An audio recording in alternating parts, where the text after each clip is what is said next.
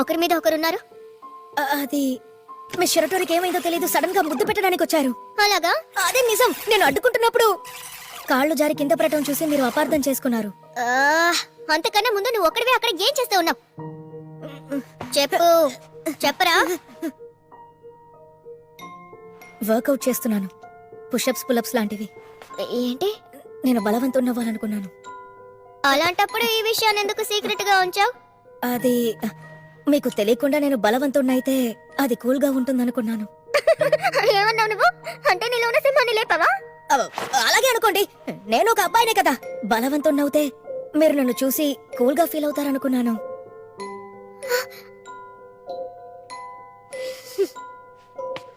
అయితే అదే విషయం. అయ్యగారికి సిగ్గొచ్చిందనుకుంటా. చాలా ఎగతాలు చేయకండి, మీ దగ్గర నచ్చని విషయమే ఇదే. సరే చెప్పు, నువ్వు కూలని నేను ఎందుకు అనుకోవాలనుకున్నావు? చెప్పాను కదా, ఒక అబ్బాయికి ఈ మాత్రం ఫీలింగ్ ఉండదా? బలశాలిగా ఉంటేనే అమ్మాయిలు ఇష్టపడతారనుకున్నావా?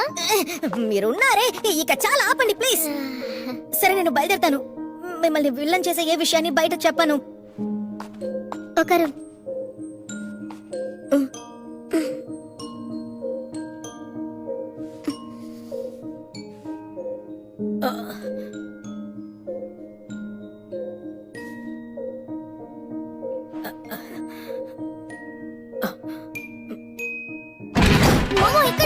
ఒకరుని కూడా ఇక్కడే ఉన్నాడు.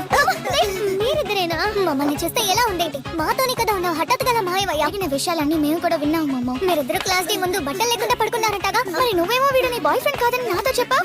మా దగ్గర ఈ విషయాన్ని దాచిపెడుతున్నావా? మీ ఇద్దరికి నేను ఇప్పుడు ఏం చెప్పినా అర్థం కాదు. జరిగిందేదో జరిగింది, వదిలేయండి. అలాగా? ఇలా మాట్లాడుతున్నారేంటి? ఏం జరిగిందో నాకు తెలుసు. లేట్ ఎందుకు చెప్పు. చెప్తాను ఆగు. క్లాస్ డి కి చెందిన షీరా టోరిన్ ఒక అమ్మాయి ఉంది. ఆ అమ్మాయి మీ అందరికి తెలుసు కదా? అవును తెలుసు. నా ఇన్వెస్టిగేషన్స్ ప్రకారం క్లాస్ డి కి చెందిన షీరా టోరి కూడా మీతో పాటు కలిసి బట్టలు లేకుండా కనిపించింది.